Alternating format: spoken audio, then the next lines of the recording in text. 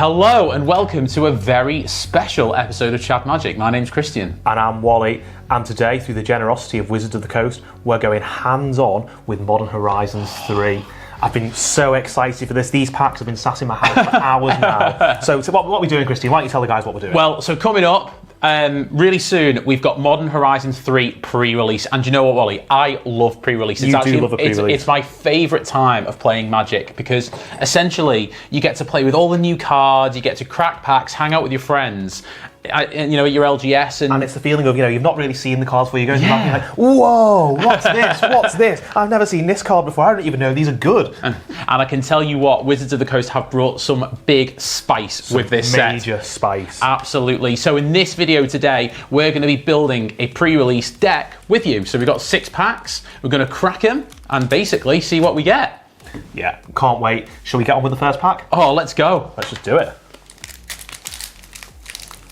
My first ever pack of Modern Horizons 3. So Gift of the Viper. Okay, and so it's this an is interesting combat trick, isn't it? But your thing could still die. Yeah. It doesn't give it first strike, so okay. It's all right. Then we've got the Nyxborn Unicorn. Oh yes, we're doing them in colours, aren't we? Yes, we're doing them in colours. So this one, I mean, it's got the baseline stats of being playable because it's a 2/2 for 2. Yeah. And it has Mentor, so it's a 2/2 with upside. It's also an enchantment, which might be relevant for that deck as well. Yeah, you can bestow it. Yeah, absolutely. No, I think that's cool. Green-white deck cares about modified creatures, so that's a thing in there. All right, so we'll put that with the white cards. Molten Gatekeeper. Okay, so this is a bit of an Impact Tremors type thing, I think. Yeah. And it's got an Earth as well, so yeah.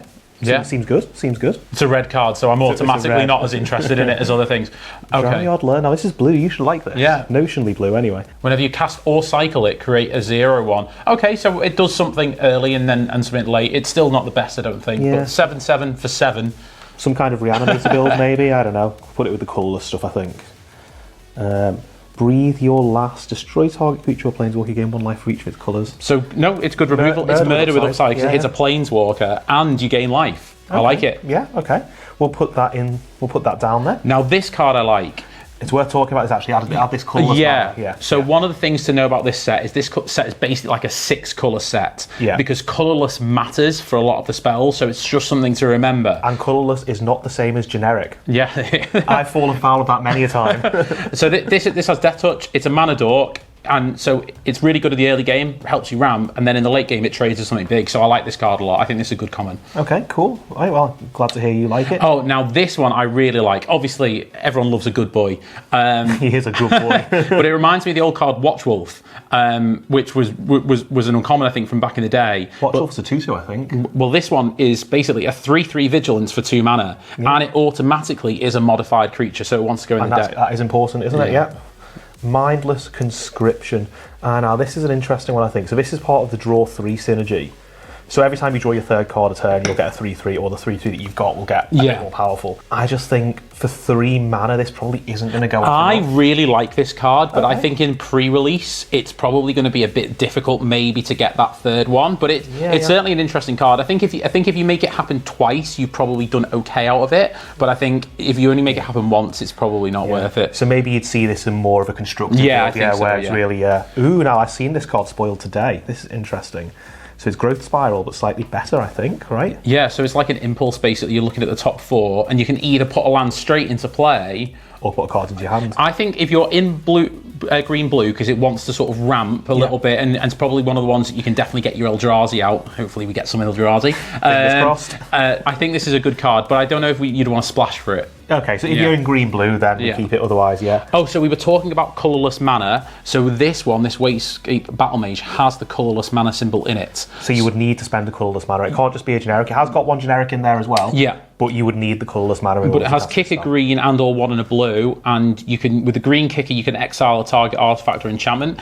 Quite good. I mean, the red-black deck wants to do a lot of artifacts, a lot of enchantments in the white-green deck, and then if you pay 1 and a blue, you return target creature. Okay, so it's kind of cool. I like this. So for 5 mana, you're destroying an artifact or enchantment, you're putting a creature back in hand, and you get a 2/2. Are we just having an Eldrazi pile, are we? Yeah, I think we might just end up with an Eldrazi pile. Okay, so we've got more artifacts and enchantment removal now, so And I guess if you're playing an opponent who doesn't have artifacts or enchantments, just cycle it away, get a plains. Yeah. There are no dual type lands in this, so it is just going to be. So it's only ever going to get a plains, okay. Yeah. But I think for 7 mana, I think that's fine with flying as well. Maybe, we'll see. It's also an artifact, so we'll see how relevant that is. So there will be some things that can hit it. Oh, hello, nice. Sailor. Fetch land. Oh, cool. So the fetch land, you probably run, if we're in green-white, we'll run this to help fix our mana. As you said, there's no land types in there. So it's just a forest or a plains. Yeah, it's just a forest or a plains, but that is really useful because obviously we want to cast our spells, especially if we're going to run the Faithful Watchdog as an example. Absolutely, yeah. So I think this maybe doesn't force you to be in white-green, but if you're playing those colours, then it's 10 out of 10 include, isn't it? Some fixing's always good. And we've got Galvanic Discharge. So I actually really like this spell. I think this is really good because this wants to go in the energy deck, which is basically somewhere along Jeskai. So it might be doing a Boros deck, it might be doing an Izzet deck, but it cares about energy counters. It's removal, potentially, because you can pay up to 3 energy to get rid of something straight away. You might have more energy saved up, but it might just be a 1 mana get 3 energy, which will be relevant in those decks as well. I think that's going to be useful. And some of them care about spells too. Okay, I like that. And then we've got Foil Swamp. We have an art card. Nice, cool. Well, you've had your fun cracking a pack, so I think it's my turn. Yeah, absolutely. Well, good luck. Let's see what you get. First pack of MH3. Pack number 2. Pack number 2. Okay, so we've got Jolted Awake. So this is like an unearth effect basically, but you've got to pay energy to do it. We'd have to be quite in energy to get something decent out of it, but it's an interesting card. I mean, it's 2 energy base case, isn't it? So it's not bad. So we've got another Galvanic Discharge. So this is really cool because that means that we've got like another enabler for the energy deck, which I quite like, and it's obviously a bit of removal as well. More energy stuff. Yeah, some more energy. Well, actually, this is really interesting. It's a bit like a quench, because so you can basically counter a spell unless they pay 2, which is good, but it's also, you could actually net some energy with this as well. So we do have some interesting so stuff. Take a look at how much energy, how much mana your opponent's got, and just go for that. The new Deadly Dispute. This is so cool. This card, I really like this. I think this is so playable. So you don't get a treasure, but you do get flashback. So I think that's a good trade-off. Yeah, absolutely. Sacrifice an artifact creature and draw 2. Speed as well. I think that's pretty cool. Yeah. Now we've got the Warp Tusker. So whenever you cast or cycle it, make a 0/1. And it's got cycling for 2 and a green, so it's a 6/8 with reach. So it's it's got some relevant stuff on there. I think it's playable. Yeah. Yeah. We put this with our Eldrazi pile. Okay, so these are some of the new lands. Now these are called quadromes. Yeah. Yes. New word. You heard it here first. So it's really interesting about these because it taps for the colourless, which is really relevant for the set, which we've seen with some of them. But you can also go and get a plains, an island, or a swamp and put it onto the battlefield tap. So it's like the very first. You remember the old they're a fetch bit lands? like the New Capenna fetch lands. Yeah, a little bit. Life, so even if it doesn't have the cycling there, it's still playable without the cycling. Yeah, it's still really very good. Splashable as well. Oh, and then this is the Naya one. Okay. So yeah, same thing, but this one gets mountain forest or plains. The Glyph Elemental. So this is another cool one for the green-white deck if we end up going down that road. And the Bestow's cheaper than the one we opened before as well. Yeah, absolutely. And this one basically, whenever it has landfall, whenever you get a +1/+1 counter whenever land enters. But there are, as we've seen with a couple of these bits, ways to do more land. So I like that one. Okay, this is a really cool card. Quest for the Necropolis. So I like that. It's like a reanimate kind of effect. And if you get that out turn 1, it's just going to accrue quest counters in the background. And it costs 1 less to cast to activate for each quest counter. And it's from a graveyard. So if your opponent's got a big Eldrazi in it, then that's my Eldrazi now. I'll have Eldrazi. I like this a lot actually. It's really, really cool. So I know a lot of people have been really excited about this card. So this is Kozilek's Unsealing. Cool. So it rewards you for casting kind of bigger spells. So I think this wants to go in like the green-blue kind of deck here. Yeah. But you make 2 O1s. So I think this could be really good, but sometimes it could be really bad. So it basically refunds you 2 mana if you cast a big Yeah, absolutely. And you can draw cards if you cast a big really big Yeah, so and you draw 3 as well. So it's I think if you get 3 cards off this, you've probably got the value. Yes. But there will be some hands that maybe you'll be a bit like. Yeah, you've got to make sure you've got the fuel to start with. I think. So far, blue isn't that deep for us anyway. So we'll have a look. These cards are just obviously amazing. So you can pay 3 life to have it come in untapped. So it's potentially an untapped black source, and it's 4 mana destroy things. If we're in black, we'll be running this. This is really, really good. Yeah, I like that. So Barbarian Ring. So again, a lot of lands in this pack. You can tap it for a red to deal 1 damage to us, or we can pay a red and tap it to sacrifice it to deal 2 damage to any target. It does have a condition to it, but I think if we're in red, we're probably running this card. I would say so, yeah, and because we've got those fetch lands as well, we're fueling the graveyard, so that threshold maybe isn't so hard to get to. Oh, cool. Oh, hello. Yeah, we got the Kudo King Among Bears. Kudos. So this card I really, really like. It reminds me of Elishnorn, you know, the big Elishnorn. Yeah, and the 2 mana as well. It's a completely symmetrical effect, so other creatures have base power and toughness 2/2 and a bears. Now this is actually really good in the Selesnya deck because if we're dealing with like these with the +1/+1 counters, we have the Faithful Watchdog. This is a really, really cool way of basically, getting more value than our opponents. We'll have bigger creatures than them. So our opponent's 6/8 Eldrazi is now a 2/2. Oh wow, foil Reefworm. What a great reprint. I love this card. You love this card, don't you? Yeah. So yeah, when it dies, create a 3/3, then a 6/6, then a... Mind you, it does get beaten by Kudo. Yeah. So yeah, this is a really, really cool card there in the foil. And then we got Eldrazi Spawn Token. Well, we might need that. There's quite a lot of Eldrazi Spawn going on, isn't it? There certainly is. So far it looks like green-white strong, but we also have some really great removal in black. So, and also I like the Galvanic Discharge in red. So, I mean, we're only 2 packs in, but I think, is it fair to say, like, green-white's looking strong, and there might be a splash there as well? Yeah, we definitely have some good cards in that, but I also quite like some of the removal in black, so I guess we'll just have to see. Removal in black? Sure. Anyway, should we go to pack 3? Let's go. I believe it's my turn. Right, dog. Oh, I like this a lot. So this is like a pacifism, easy for you to say, with flash, but it can also protect your own creature. I think this is really good. I like that, yeah. So you can, if something happens in combat, you flash it in, you lose the Umbra Armor straight away, but your creature stays alive, or it pacifies your opponent. I think the green-white deck would really need that as well. Yeah. Inventor's Axe. Oh, so this is, again, it gives you energy, but when it comes in, you attach it to something you control with flash. I quite like this, actually, and it's black-red that cares about artifacts in this set. So if we've got some good black cards, so we'll see where we get to with it. It's 1 free equip, well, it's 2 free equips. You get 2 free equips, yeah. When it comes in and with the energy it makes, so not bad. Sage of the Unknowable. So we get a colourless mana. Yeah. So, yeah.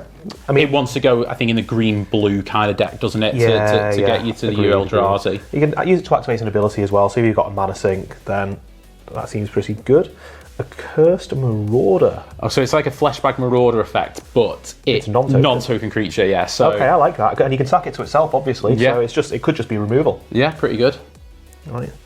Eldrazi Repurposer. So this is a 3/3 for 3. When you cast it and when it dies, you make an 0/1. So it's playable common, I would say. So refunds 2 of its own mana. I think I quite like that. Yeah, I like that. Green-white looking interesting.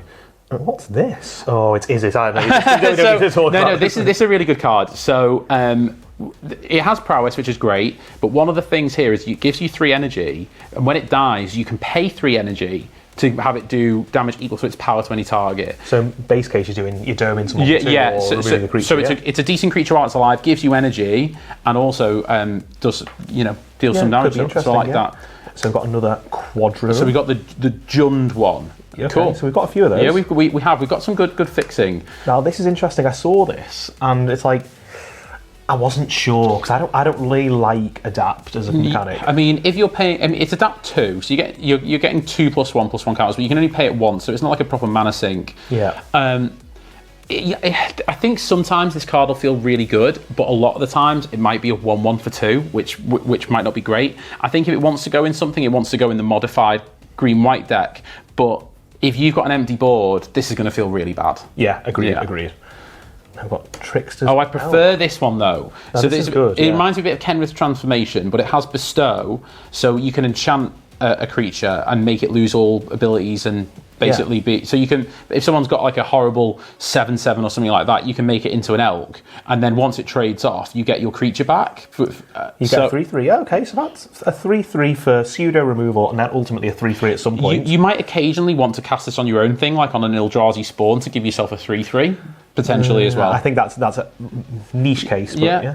Interesting. Try some. So it's another Bestow card. Yeah, this is really good. this is a really good card. It wants to go in like a Spellslinger deck because basically it gives something +1/+1 and prowess, which is really good. Well, it's 1 mana for a 1/1 base phase anyway. So it's got prowess. I like that. That's pretty good for an uncommon. So this is actually a reprint back from Judgment. Yeah, you can see the scales. Yeah, you see the scales there. Basically, I mean, I'm not too high on this card. I think it's good if you can really get it going because you potentially get a Shivan Dragon later on, which is very good and limited. But it is at the sometimes it is a 2/2 for 4. So I think it goes in a very specific deck, mate. I think maybe the power level of this set might leave this in the dust. Yeah, maybe. I mean, we're not very deep in red anyway, so let's just see what happens. Well, you say that, but this one's a pretty cool card. So this one basically it wants you to use Impulse Draw to discard cards and then exile the top 2 cards of your library and then choose one of them in, and that has Convoke as well. Well, if it's a non-creature spell. So let's say you play this turn 2, and turn 3, you'll discard a card on your pre-combat main phase, you'll get 2 things that you can do, and you can play that card this turn, and it says play, so you can also get lands. I quite like this, and I think this is going to be a really good constructed card as well. But that's cool. It's going to be quite specific in Limited. And also, I love this art. Look, all the people having their fancy party. This guy just comes in and ruins it all. Right, so we've got a couple more cards left. A legendary. I think is this our first legendary?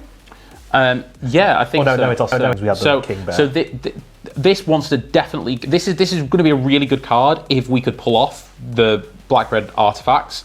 We haven't seen loads of that. Well, we've only got one. I'm just looking at the pool here, and I can only see one artifact. But when it enters in ETBs, you're going to draw cards and potentially lose some life. But the fact is, if you get like 3 or 4 artifacts on this, it's going to feel like really good value. And you can also sacrifice your artifacts later to deal damage to any target. So I think this is a really, really good card in Limited, but it needs to be in a specific deck. It's probably, if you're drafting, a pack 1, pick 1. Yeah. But you're going to have to get a very specific sealed very cool to build around this. Okay, and last we've got another white card, Hexgold Sylph.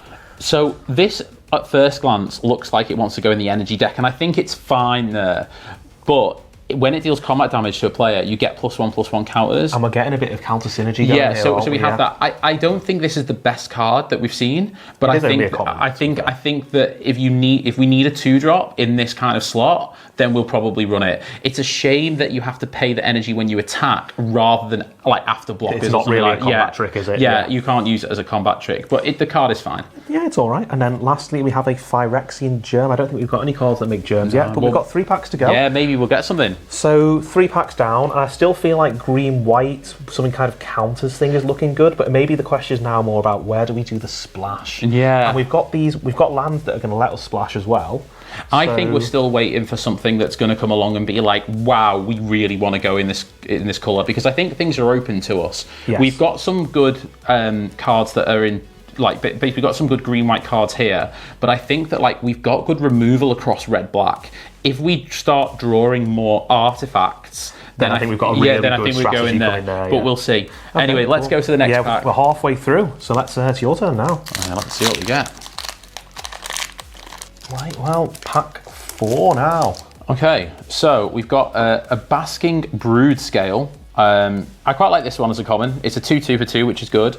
And you can put +1/+1 counters on it to make 0 I like ones. that. So you pay the adapt one, one of the mana's refunded. So I'm good with that. Yeah. Oh, Thraben Charm. Now I love this as a sideboard card. This is really, really good because it does a few different modes, and they all might be relevant in certain matchups. So like ones deals damage to twice the number of creatures, so minimum 2 damage. I potentially would run this main board. I think it's versatile. Yeah, I would say so. And also exiling the graveyard can be important. I think maybe in this you might run it in the main. Okay, Smelted Charge Bug. Not too high on this card. It does give you energy, and it's an artifact which might be relevant if we go down the black-red. But it's like, Menace is okay, but on a 1/3... Yeah, and I think maybe we're just keeping an eye on the black-red thing at the moment, yeah. Okay, so this is the Tempest Harvester. So this wants to go in, I think, in the Is It energy deck. Or the Draw 3 deck as well. I mean, it could do, but I think it's a bit difficult to do with the looting. I think this card's okay. Sometimes it'll be like a free looting effect. I don't think we're deep enough in that sort of archetype. Now, this card is really important in the black deck, really important, because essentially it's a 1/3 with Death Touch, so your opponent's going to have to spend a real card to get rid of it. Yeah, and that's either a creature crashing into it or a removal spell. If you've drawn 3 or more cards, so in the blue-black deck, basically you get to drain your opponent for two life, which and you gain 2 life. Yeah. So or you can activate it for 5 mana, so it's a decent mana sink. I think this is a good common. Yeah, and how many times in limited are you just like, if I had 2 more life, I'd have won that game? It would be good. Well, I just win, so not many. We've now got the Teamer, one of these lands, so we've got some good fixing. So Riddlegate Gargoyle, this is the blue-white common. It's an artifact creature which may be relevant. You do get 3 energy, and it's a 2/2 flyer for 2. So this is pretty good as a baseline. It's creature. aggressive, isn't it? Yeah. Blue-white seems aggressive in this. And you can make something have lifelink as well, so you can, it's good. It's good against. So you get one. It pays decks. for 1 activation, then you've got a spare energy left over too. Absolutely. Grim Servant. This is a really cool card. Oh no, this is very cool. This is going to go in my Aralmi deck, I think. Yeah. So it's a 3/2 with Menace. Menace with 3 power is good in limited in general, but it also has an ATB. Search your library for a card with mana value less or equal to your devotion to black. So if you're running like a load of black cards, then this is just a tutor. It's a tutor, yeah. So it's good. You do lose 3 life, but I mean you can go and get your really cool spell. Yeah. Right. So this is the signpost uncommon for the green-white deck. Oh, interesting. So this does a lot. This. So yeah.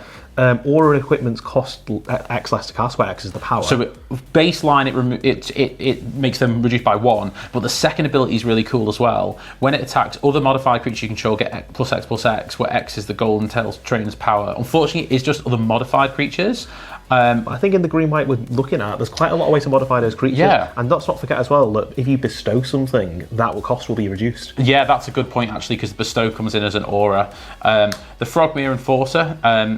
Red artifact. Yeah, it's affinity for artifacts. This really just wants to go in the artifact deck. That's the only deck that it really wants to go in. I mean, it's potentially a 2/2 for 1 mana if you've got the right build, but we'll see where we go with that. Reefworm, we've already pulled a Reefworm, so that's cool. Big fan. Oh, so this is the new Solemn Simulacrum with Shad Robots. Best card in Magic. So it's 3 and a green, and whenever you cast it, you search your library for land, put it onto the battlefield, then shuffle. You can pay 1 and a colourless to exile target land as well. So this is like a way of ramping you, putting your opponent back, but lands that are relevant lands in this format, which you will want to get rid of. Oh yeah, and let's not forget the land that you find comes in untapped. Oh yeah. So you can use it that turn. Pretty good. And it is a land card. It doesn't have to be a basic. Yeah, so the Barbarian Ring. Oh, what's this? Oh, look at that beautiful Magali art there. That's amazing. This is the Sylvan Safekeeper. I think some people have mixed opinions on sacrificing lands and stuff like that in limited. It never feels great. But I think genuinely, to be able to give a creature Shroud, I'm really high on this card. I like this card a lot. I think if you go into a green-white build as well, where your stuff needs to stick around, it's very hard to recover from removal. I don't think there's many board wipes. I don't think there's the CFC in any board wipes, actually. No. But it does keep your stuff safe, so yeah, good card. And then we've got that beautiful basic island, so yeah. The arena card. There we go. Right then, second to last pack, Christian. Are you ready? I'm ready. Let's go. Okay, let's see what we're getting. Colossal Dreadmask. Now I like this. It's the Dreadmaw living weapon. I think this is really, really good because it obviously brings in a modified creature that's just very powerful with trample. It's a Colossal Dreadmaw at its base. Yeah. And then it makes something else into a Colossal Dreadmaw, basically. Yeah, so potentially for 5 mana we're equipping this to the uncommon we opened before. Yeah. So okay. I mean, if we equip it to the uncommon thingy, the Golden Tail Trainer, I mean that is just really difficult for the opponent, isn't it? Yeah. Another Hex Gold Sliff. So we talked about this one. So we'll just move on from that. Thriving Skyclaw. So this is interesting. So you enter battle, you get 3 energy. It's a 3/2 flying, which isn't too bad for 4. And when it attacks, you may pay 3 energy, which is quite expensive to put a +1/+1 count on it. The card seems fine. I guess in a vacuum, this is just a 4/3 flyer. Yeah, it's one way of looking at it. Yeah, Electros. So this is a really aggressive creature here because it's a 3/1 flyer. But you need a way to continue to have energy to do it, and we haven't found a way. We haven't seen loads of increased energy. So maybe one for a different build. Now this is a black artifact, and it has affinity for artifacts as well. Yeah, we're sort of being pulled in 2 different directions here, aren't we? And I think the red-black artifacts is one. I mean, I think we're maybe 3 or 4 cards away from the red-black deck, but I feel a lot closer to the white. Yeah. So let's just see what we get. Well, so this one's pretty good though. Just a word on this, because if you at some times this will be a 1 mana 2/1 flyer. Opponent discards a card, or if they can't, you draw a card, which is pretty good. It's definitely playable card. Yeah, definitely playable. Okay, so we've got another of these special lands. And this one's in green-white, which is good for us. Yep. Conduit Goblin. Okay, so this is quite an aggressive card, this, by the looks of it. So definitely goes in the energy there. Yeah. Okay, cool. Yeah, the card seems fine. Seems fine. Another special land. This is the Jeskai one this time. The Jeskai one. So we've got a good range of those.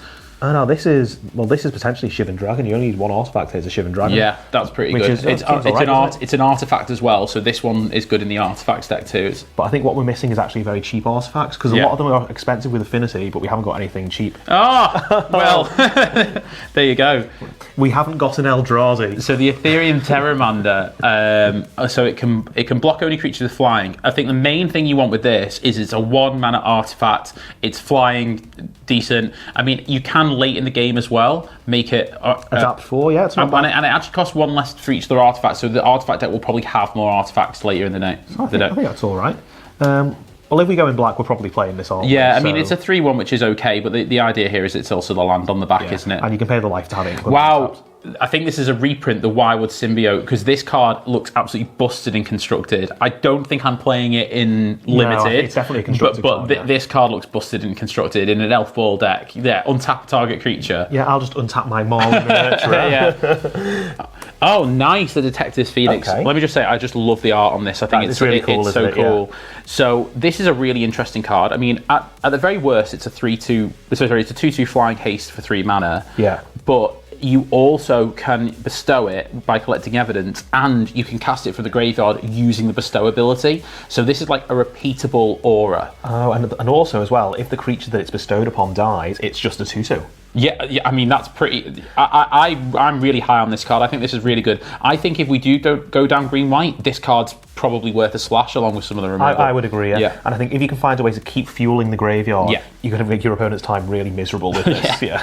And lastly, we have another Nyxborn Unicorn. So this is the 2/2 with Bestow 4. And Mentor. Now, what I will say is this card...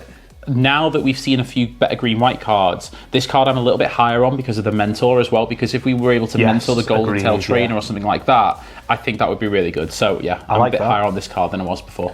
Okay, cool. Well, we've got another one now. And the last pack. Last pack. This will decide the direction we take. Yeah, let's go.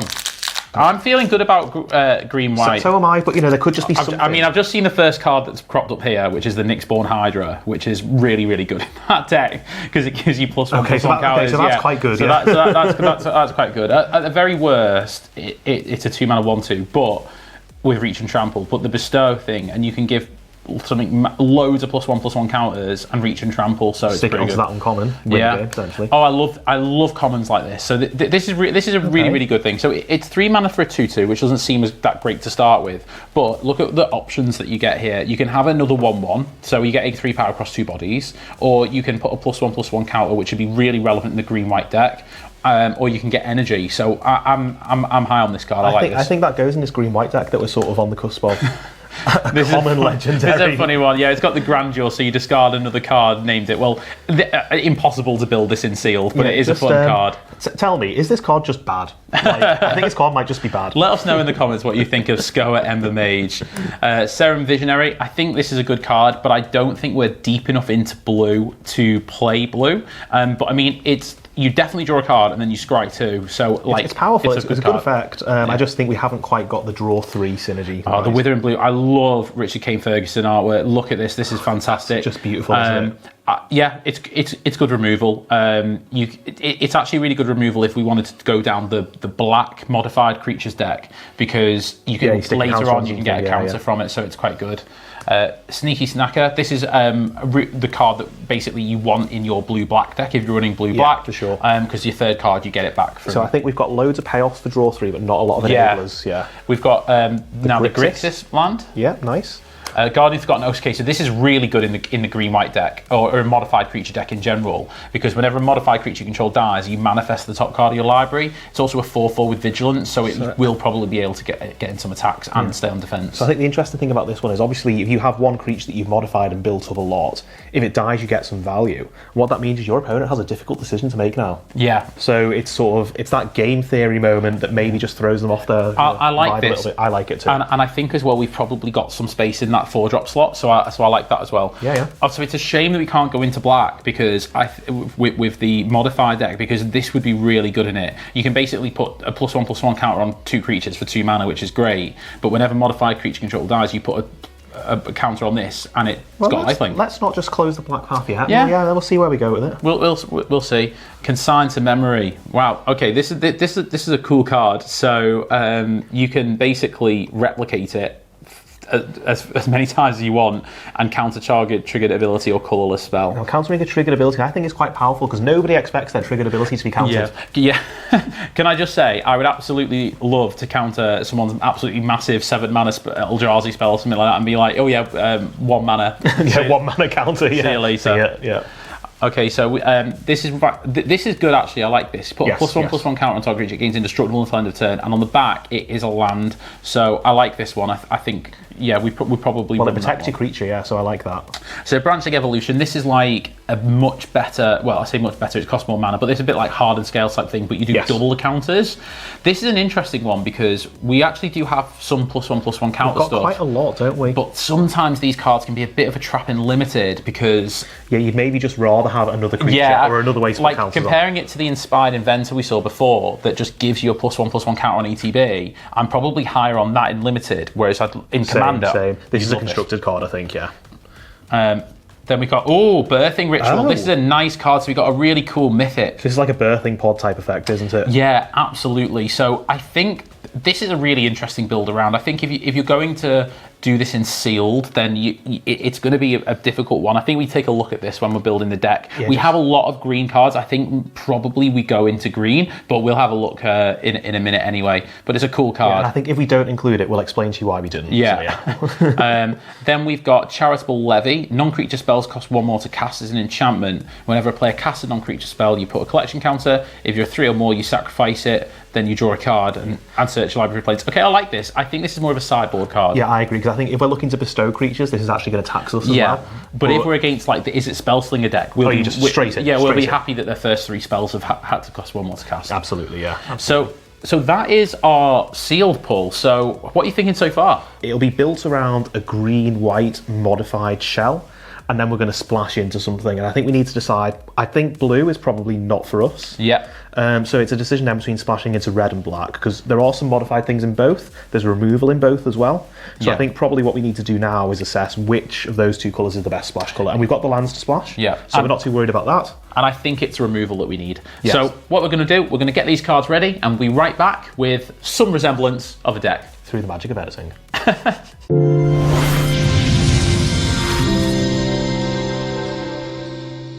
And just like magic, we're back with our deck. This looks like a deck to me. Yeah, we've done it. So we've gone for green, white, splashing red. So we've gone for a nice Naya build, haven't we, Wally? I love a bit of Naya, me. And like we said, we're going to stick with the modified strategy, I think, aren't we? So we're going to try and get some counters, some enchantments, some equipment on our creatures.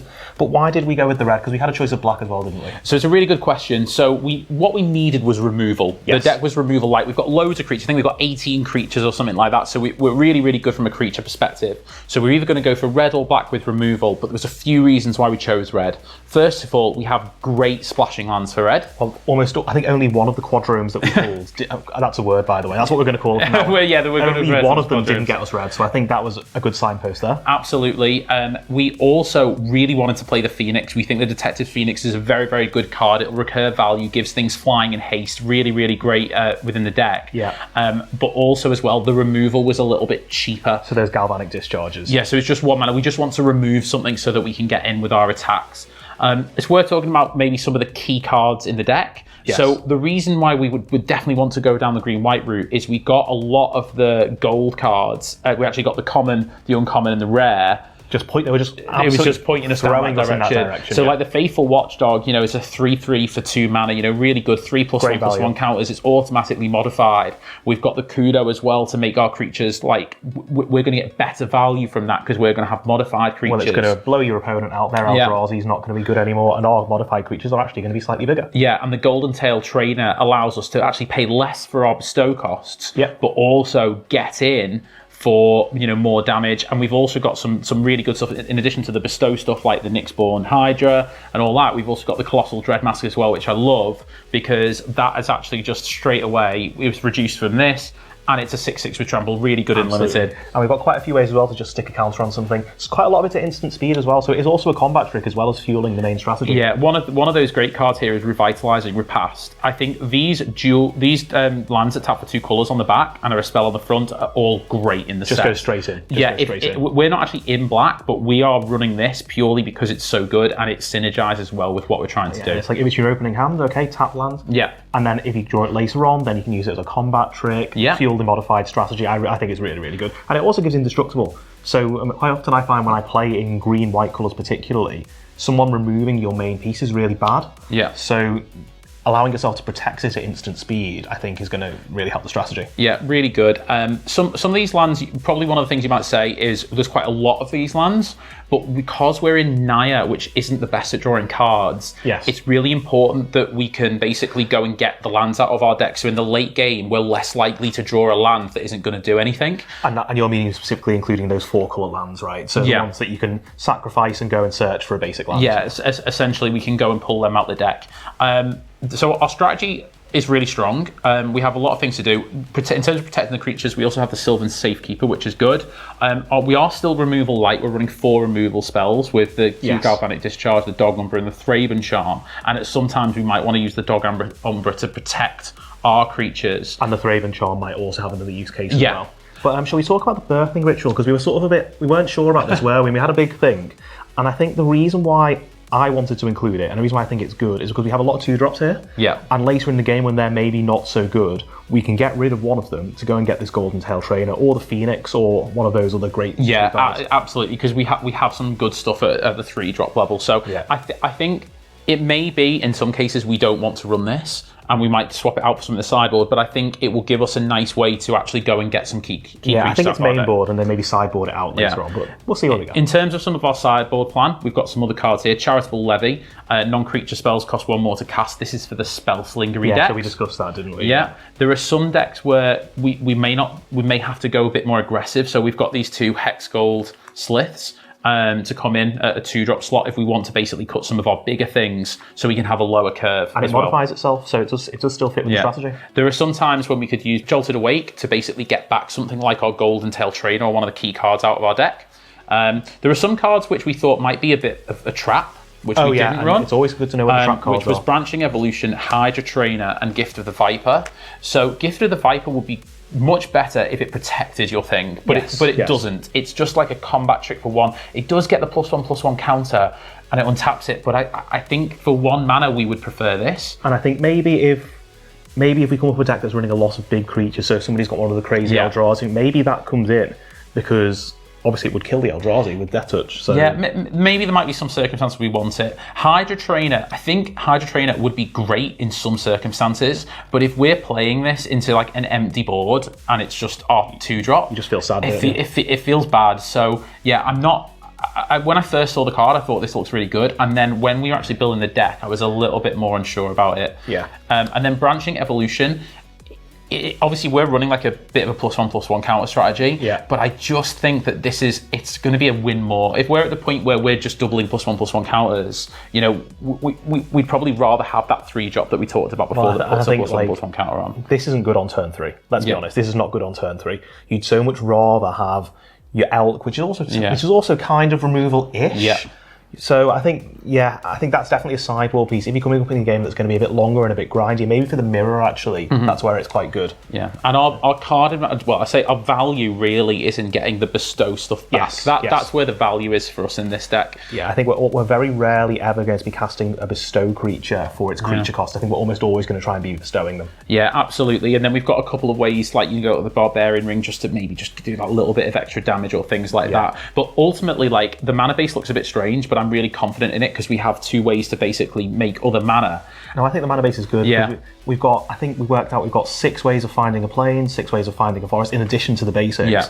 And 4 ways of finding a mountain in addition to the basics, plus these 2 creatures that can either find find a land in fact, or just tap the mana. I feel like these lands as well, the quad lands, or whatever you're calling them, I feel like this will make it feel like a modern deck as well, because you will be pulling the lands out of your deck, so that and you want it to feel that way. This is modern, so we want to feel like modern. So, well, that's our deck. Let us know what you think in the comments below. If you'd have done a completely different deck, do let us know. We're desperate to hear. Let us know. Are there any cards that we missed which we absolutely should have run? Yeah. We want to know about it. And what we will do is we'll include a link to Moxfield below where we'll have the deck, we'll have the sideboard, and then probably it's called the maybe board, isn't it? We'll include the rest. We'll include the rest of the pool, so you can see everything that we got out of the 6-packs and tell us where we went wrong. Fantastic. And one more shout out as well. If you want to come and play pre-release with us in store, we'll be at Just Play in Liverpool on June 7th. So if you want to come and hang out with us, starts at 6 p.m. Am I right there? 6 p.m. registration, I believe, and then but we'll be kicking off at 6:30. Yeah. So do come say hi to us there. Emma Partlow will also be joining us there. So, absolutely. Real representation from the creator community, and also a massive, massive thanks to Wizards of the Coast for sponsoring this content and making it possible. Brilliant. Well, do you know what, Wally? Should we go and give the deck a spin? Well, you can play it. I'm just going to lose. So. Brilliant. Well, thanks very much for joining us. Bye for now. Bye for now.